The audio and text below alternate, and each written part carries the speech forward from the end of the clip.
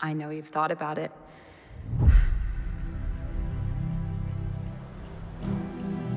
How far is it across? It's 21 miles across. Currents changing every few hours. Freezing water. The hardest test in all of sport. You think I could do it? Do you think I can? The English Channel is a stretch of water that separates the northern region of France from southern England. Situated in the Atlantic Ocean, it is characterized by extremely cold temperatures, strong currents, gyres, and a large intertidal zone. It is considered to be one of, if not the hardest long-distance swim, where swimmers must endure water temperatures under 10 Celsius or 50 Fahrenheit, jellyfish, high and disconcerted waves, strong unpredictable currents, and many other natural dangers. It is about 33 kilometers or 21 miles across, and few have been able to complete this immensely difficult undertaking. Many have tried and failed, and sadly the channel has also claimed many lives. Even so, Gertrude Ederle was the first woman to ever make it across, not only completing the swim from Cape Grisnez, France to Kingsdown, UK, but doing so in 14 hours and 30 minutes. Completing it faster than any of the previous successful channel swimmers, by a whole 2 hours. And this is the subject of the recent Disney film, Young Woman in the Sea, starring Daisy Ridley, most well known for playing Rey in the new iterations of the Star Wars saga. With Disney's reputation falling rapidly down the drain, like a speck of dust riding the spiraling motion of the water, my expectations weren't very high. Ederle's story is an amazing one that deserves to be told with integrity, something the Disney company is running low on. Despite that, I decided to give the movie a chance. And I was also curious to see how they would portray the story, entering this viewing with a few questions in mind. 1. Will this movie be a departure from the usual Disney garbage we've grown accustomed to and actually be a decent movie? 2. How faithful will the movie be to the true story it is based on? 3. As this deals with important events in the history of women's rights, and it played a huge role in changing the perception of what women were allowed to pursue and capable of doing, are the feminist aspects of the movie going to be played well, or will they be made extravagant and unappealing like the modern female protagonist roles? 4, and less importantly, is Daisy Ridley actually a good actress? Because I've only seen her in Star Wars, and we all know how that went. If you're interested in watching this movie, please do so before watching this video, because there will be spoilers. Okay, with that out of the way, let's start at the beginning.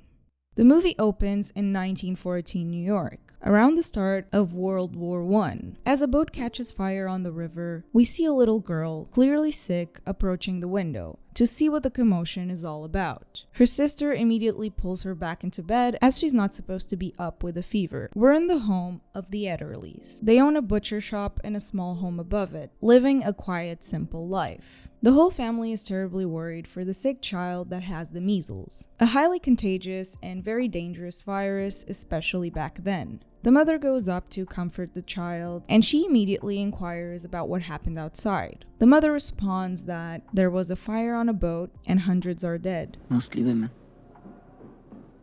Why women? The reason she gives for this is that they stayed behind and wouldn't jump in the water because they couldn't swim. The doctor comes to the home and lets the family know she won't make it through the night. And shortly thereafter, as the child slowly dies upstairs, the mother comes to the distraught father and makes comments about the women that died on the ship, to which he rightfully responds, "This is not the time." The mother goes on to say she has decided the children will learn how to swim. The father is very hesitant about this proposal because it was considered indecent for women to swim at the time. And already I have something to congratulate the movie producers on, because although the movie is set with a heavy American backdrop, half of it happens in New York, we'll later have scenes about the Olympic Games and the overall proud American spirit surrounding sports, winning, and being pioneers of change. However, they still manage to have the main characters speak a few lines in German, as they are an American-German family. I truly appreciate this and think it's something to be praised, because too often, Hollywood is insistent in making films set in other non-English speaking places or depicting other cultures without ever mentioning the actual languages that ought to be spoken in those places or circumstances. That is incredibly lazy, and in my opinion, it is an immersion-breaking factor, because I can't possibly hold my suspension of disbelief when you set a whole movie in Italy and not a single person utters a word of Italian or Latin. I fully understand that English is the more universal language out there. Hell, I often prefer it over my first language. But even if it's just a few lines, it makes the movie feel more believable and natural. This is something I've complained about before, and this movie did it very well, striking a good balance between capturing the German environment without making the audience feel like they couldn't understand what was being said. As the parents are having that conversation about the children learning how to swim, we hear footsteps coming down the stairs, and everyone tenses up because they know it's the doctor coming down to bear the bad news. But the next time I come down the stairs, she will be gone. But it's actually Trudy. She miraculously recovers, and the joy is visible on everyone's faces. That is Gertrude. And she really did, against all odds, survive the measles. I will, to the best of my ability, relay the real-life events side by side with the equivalent movie scenes as I proceed with the review. I could leave it for the end and kinda talk about it separately, but since this is a movie based on a true life story, I think it will work better this way, slowly giving you the real facts and making a distinction between what they chose to depict accurately and what they decided to change for entertainment purposes. So yeah, starting with this one, she did suffer from measles and she did beat it. We pick back up with the children taking swimming lessons, except for Trudy, as she is not allowed on the pool due to having had the measles. I couldn't verify if this was true or not, but it's relatively unimportant. We learned pretty quickly that Trudy is a strong-willed little girl, defiant and stubborn. If you swim around the pier, you get a free hot dog at Nathan's. But little girls don't swim around things. Here, 5 cents for the hot dog. I don't want to buy it. I want to win it. 5 cents for a hot dog? Oh, I could cry. After some convincing, through a relentlessly annoying song that she would sing all the time. Oh, we have fun! Yeah, cool. We have fun! Stop, you're being too loud! Honey, and we have fun!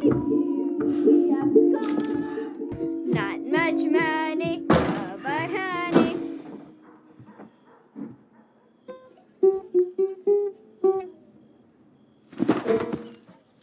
Gosh, she deserves a beating, not a swimsuit. Her father ends up taking her to the pier, ties a rope around her waist, and starts teaching her how to swim. And although the music part is but a movie dramatization, the rest of this account seems to be pretty accurate. The family would take all their children swimming in the Jersey Shore. And that's truly how she first learned to swim, with a rope around her waist, being guided by her father, quickly showing a natural talent for it. However, I would like to point out that in the movie, her father and the environment around her is portrayed as being very strict and conservative. Not in the political sense, but in the actual meaning of the word. And it kinda was. But from what I could gather, her father was always very supportive of her. And not only Trudy, but also her 4 siblings were always very active and encouraged to swim by both their parents. According to openwaterswimming.com, the Ederle girls were typical American girls to the core, thoroughly modern. They embraced every fad and fashion. They liked listening to popular music on the gramophone, taught one another how to dance, went to the movies, and in the winter ice skated in Central Park. This information is cited as being taken from the book Young Woman in the Sea, with Disney having later acquired the rights and project for the film. So from this we can gather that her father wasn't quite as strict and conservative as he was portrayed in the movie. He was quite supportive and modern for their time.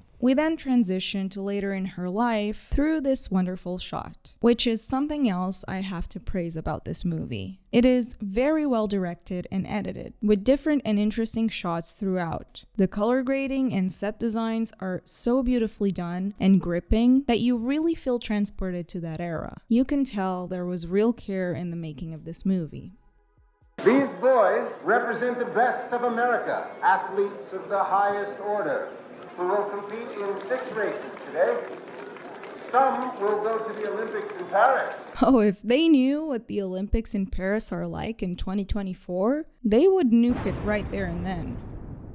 The mother decides to have the girls join the Women's Swimming Association, so they go to speak with Charlotte Epstein, the founder and coach. But when they first arrive, they mistakenly ask to speak to the man in charge. Is Mr. Handley here? So that the girls could get signed up. And Charlotte immediately breaks out into this stupid speech about how, oh, you want the boss, the man in charge? Well, do you know they think we're too weak to exercise, and that if we do, our hearts will explode? Like, lady, she's bringing her girls there to join your team. I think she knows. Then she continues saying that, yet in nature is the lioness who hunts while the lion sits around on its ass. And it's the queen bee who rules the hive. See my point? No, I don't. It was going too well, wasn't it? They really couldn't miss the opportunity to go, women strong, men bad. And dude, comparing women to lionesses is just as cringe as the red-pilled chuds that compare themselves to lions. If we were still in the animal kingdom, the lions that you see on TV, they weren't just born big lions. They had to fight other lions. They had to fight to get that antelope. They had to fight to be the boss. To get that antelope to be the boss. What a stupid comparison. Yes, lionesses are usually the ones that hunt. But you know what else they do? Care for their cubs? And meanwhile, the lion has a harem of lionesses all to himself. So are you also saying men should have like 30 wives? Furthermore, the lioness isn't stronger than the lion, you know? She would absolutely lose in a fight with a lion because that's what they are built for, to defend their pride from other lions and threats. Plus, they do also hunt, especially if they're an outcast that got kicked out of the pride. This is such a mischaracterization of nature, and we're not felines, so stop this. Stop it. Get some help. Then she says it's the queen bee who rules the hive. Like, lady, shut up. You're making us look bad. The whole purpose of the queen bee is to have babies. She's the only one who can, and that's her whole purpose in life. She doesn't really rule anything. She goes out, gets absolutely railed by male drone bees to collect their sperm so she can then use it throughout her life to make babies until it's time to pop out a new queen and die. Meanwhile, the hive works in unison in a sort of hive mind as if they were pre-programmed robots, each carrying out their roles. These comparisons are really ridiculous if you know even the slightest thing about these animals. And look, I know this is not supposed to be taken seriously, it's a metaphor or hyperbole or whatever, but come on, this is such a brilliant and inspiring story. Why must they put in these cheap-ass, baseless lines? They don't bring anything to the movie. It's like it was written by a teenager that spends a little too much time reading quotes on Pinterest, which really stands out from the rest of the script. So I really don't understand why they chose to have these lines in there to begin with.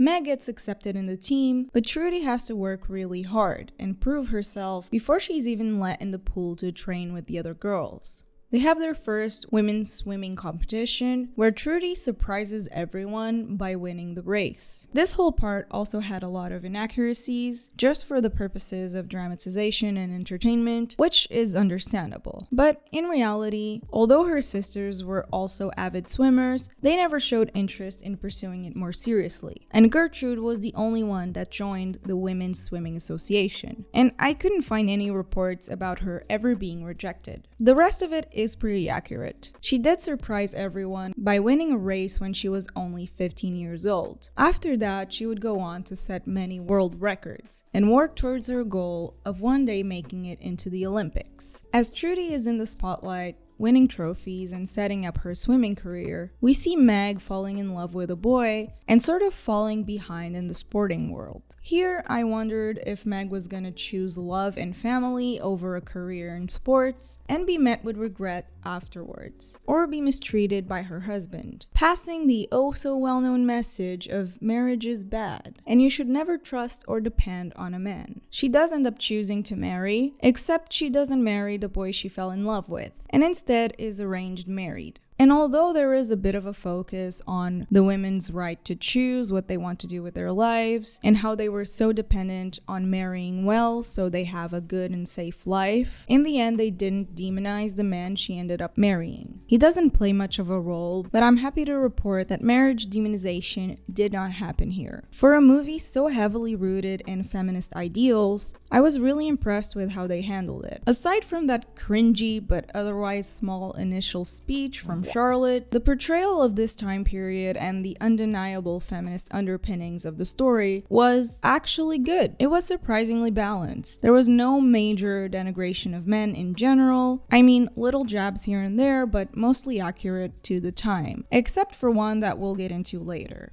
I was quite astonished at how well they contained themselves in that sense, especially considering the narratives Disney likes to display in recent projects. So my character, you know, she's a powerful leader.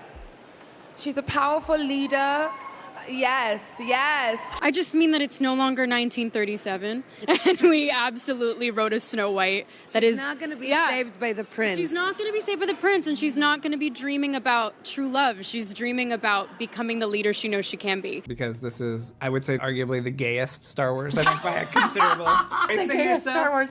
Not the And I'm really glad they did, because in reality, Gertrude was never a self-proclaimed feminist. Her actions spoke way louder than any words ever could, but it would have been a huge disservice to her memory to give this movie any more of a feminist narrative than they already did. I was afraid they were gonna make her a feminist idol, an icon, and have her give intense speeches about women's rights and standing up to men. At last, they kept her pretty faithful to her original self, which was definitely the right choice. Wow, Disney making good decisions? Unheard of. Trudy gets selected for the 1924 Olympics and gets to live out her dream and long-set goal. They hire Jabez Wolfe, a long-distance Scottish swimmer and author, as their team coach, and the expectations were really high for Trudy as they embark on the voyage to France. In the movie, they portray the women's journey there as a bit of a nuisance. They are restricted to their rooms and not allowed to train during the whole way there, to really set the tone of women being put down and not wanted in sports. I couldn't find much information about this in particular, but I highly doubt that this was the case. The world's eyes were set on them as women slowly made their way into competitive sports and gained the deserved recognition for their accomplishments. So I suspect that the US wouldn't intentionally sabotage their team and make themselves look bad. Were they treated the same as men? Likely not. But were they prevented from training? I really don't think so. But if you have some information about this that I'm missing, please let me know in the comments. As the games proceed, they show her winning bronze and nothing else, setting this as a failure, and making it as if this would be taken as a reason to keep things as they were and that women in sports isn't that great after all, which is not really the case. Going to the Olympics was already such a great achievement in her life. Winning bronze was yet a step up from that. And what the movie didn't mention is that Gertrude, along with the rest of her team, won the gold medal in the women's 4x100 meters freestyle relay, which was also a great accomplishment, setting the stage for the continuing advancement of women in sports. Do you think I could do it? Do you think I can? You bet your ass. Did you just curse? No, you said ass. That's so sweet. There's so many things about that time period that maybe we were too hasty in throwing out along with all the bad stuff. Some things were actually wholesome and perhaps worth holding on to. I mean, I curse like a sailor, but I still think this is adorable. We're about halfway through. Meg has been married off. I'm going to dance with my husband. Where are you going, Trudy? And Trudy makes the most important decision of her life.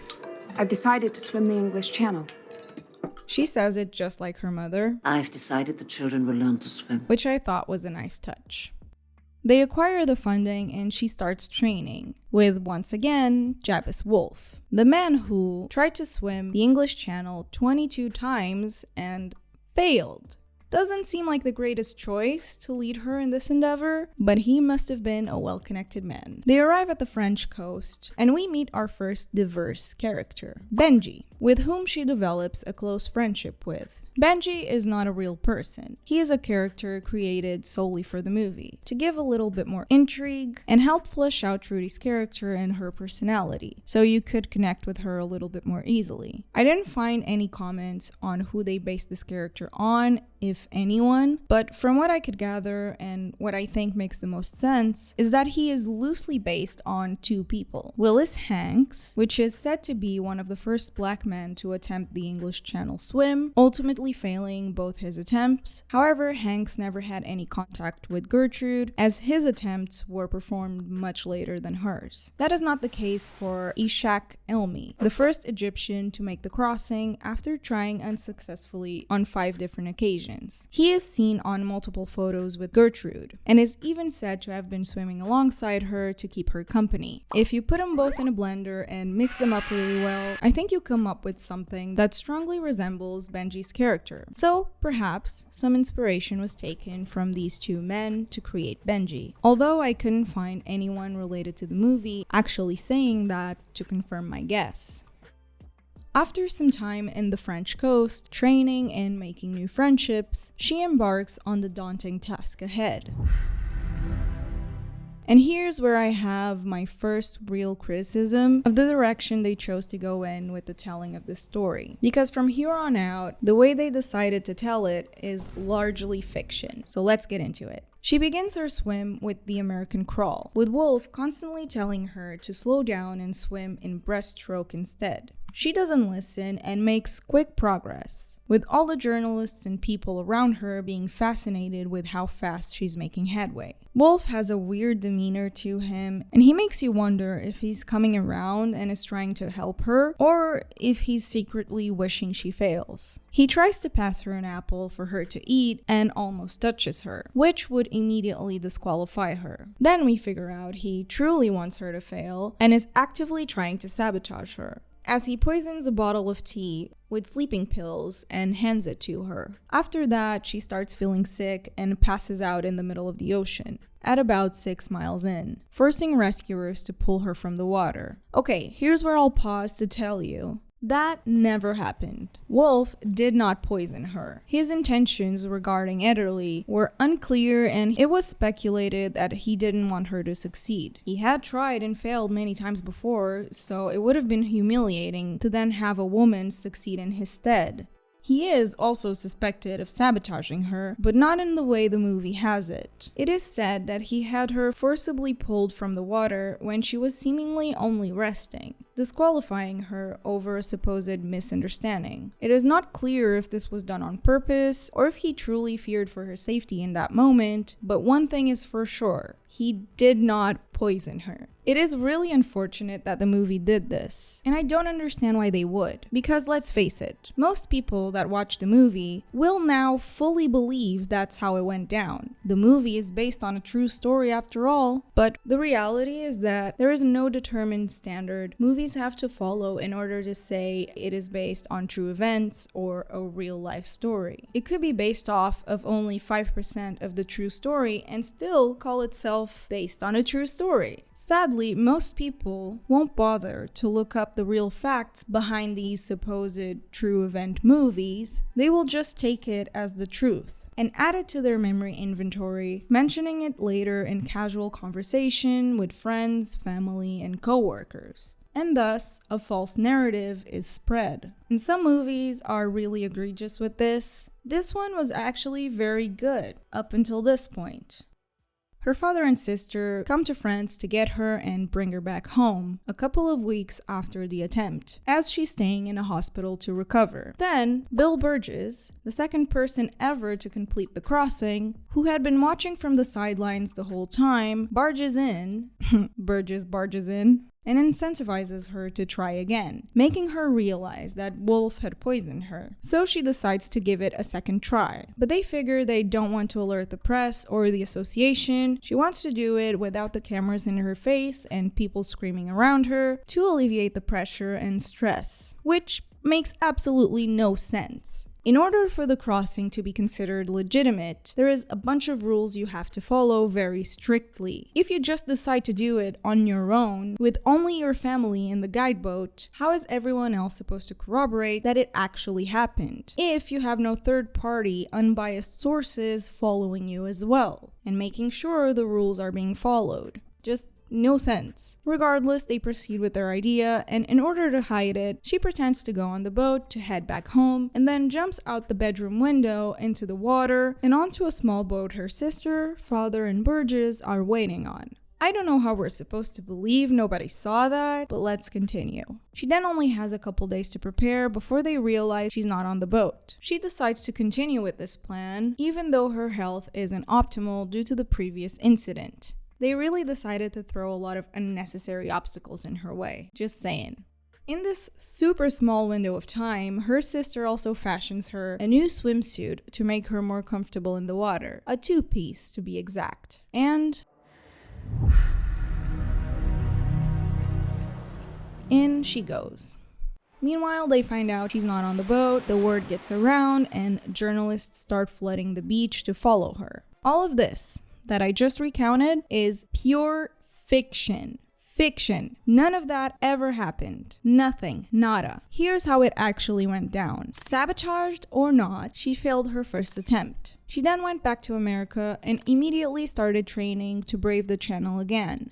She didn't want to ask the Women's Swimming Association, who had sponsored her first try, to cover the costs again. So, she raised the money for the trip and the necessary accommodations herself. Bill Burgess was hired as her trainer, and with the help of her family, they did, in this time, design a new swimsuit to make her more comfortable that would still be decent if they had to pull her from the water.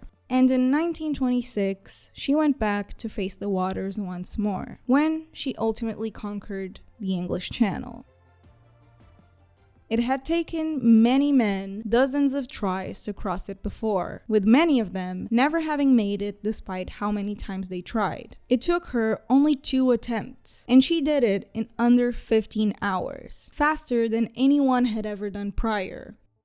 I can't, for the life of me, comprehend why they would make all those changes at the end of the movie. We spent so much time getting to know her life, from learning to swim, to entering the association, to delving into her familial relationships, her accomplishments before making the decision to swim the channel, and then the last part of her story, the part where she makes it and proves everyone who doubted her wrong, is rushed. It all happens so quickly for no reason, and it doesn't align with the reality of how this happened, which is honestly so inspiring. Her going back and not getting discouraged, raising her own money to try again, coming up with a new design for the swimsuit, all of that would have been played out so beautifully on screen. It's like the movie was written by 2 different people, which may partially be true, as the project was started by producer Jerry Bruckheimer and was later acquired by Disney. So I don't know if this was Disney's doing in trying to wrap up the production or what, but I feel like the end of the movie could have been done a lot better if they had stuck to the way things actually happened. And don't get me wrong, the whole movie was great. Even the ending, if you look at it as just a movie, the ending brought a lot of drama and emotion to it. It was truly gripping. But it was inaccurate, and that's really disappointing when considering how they treated the rest of the story with such care and integrity. They really should have carried that through to the end. But other than that, I am utterly amazed that Disney was able to put out such a great movie. It's really out of the ordinary for them nowadays. I had very low expectations, and they definitely surpassed them. I was so captivated by the film, I almost forgot to take notes for this review. There were a lot of heartfelt moments and beautifully crafted scenes. You feel for those people, and you root for them. The father kinda laughs and doubts the girl's abilities, but deep down, he's really kind and has a good heart. The mother is fierce and well-spoken. She stands her ground to men, but not in a condescending way. More in a strong, older mother that you can't help but respect kinda way. Meg was sweet and supportive, always standing by her sister's side. And Trudy, well, I think enough has been said about her for you to know what an amazing woman she was. Oh, and about Ridley as an actor. She was just fine. She played the role well, but it was a little hard for me to get Rey out of my head when looking at her. Was she the best pick for this part? I don't know, but she did a good job. I will say though that physically, she wasn't the most similar, because Gertrude was no dainty flower. This woman was built like a tank. So I don't know, I don't think she was a bad pick, but maybe not the best either, and that's that.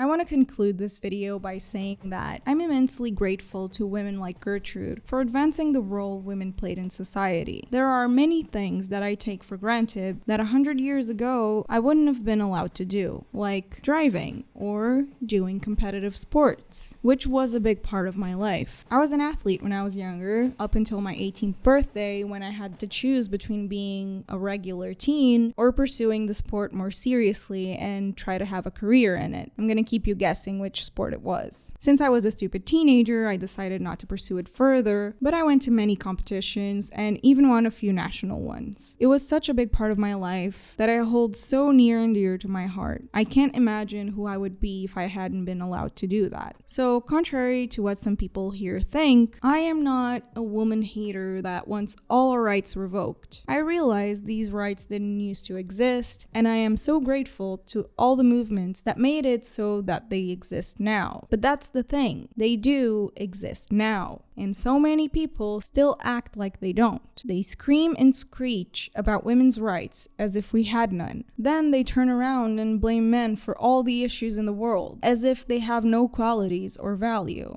How privileged of them to be able to scream at the top of their lungs about oppression and the patriarchy, and at the same time be allowed and praised for saying the most dehumanizing things about men. And that's where I stop my support for any type of feminism today, because I can grant you that there are issues that still need to be addressed and fixed in terms of equality and respect, but the same is also true for men. You have situations where men are absolutely discriminated against and mistreated, family court being one of them, where most rulings are in favor of the women, even if they don't really deserve it, and the men get very little say in the matter. The problems we face might be different in nature, but both genders have them, and I hate that progressive people pretend that that's not the case. So yeah, no matter how much hate I get, I'm gonna keep calling this bullshit out, because I have actual respect for the past movements that got us this far. So I will not disrespect that legacy by pretending that I'm in any meaningful way oppressed.